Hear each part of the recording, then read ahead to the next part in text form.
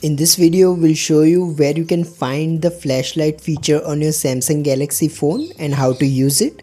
So first, swipe down from the top of the screen to open the notifications panel.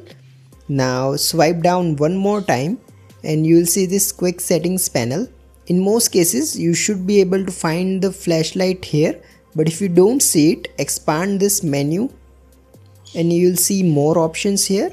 Now look for this flashlight icon and see if you can find it. However, if you don't see this torch icon, what you can do is click on this pencil icon at the top.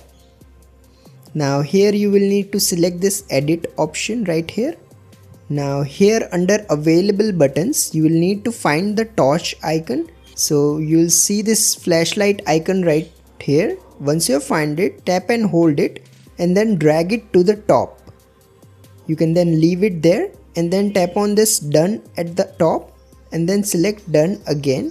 Once you have added the flashlight toggle, you can simply tap on it to enable or disable it.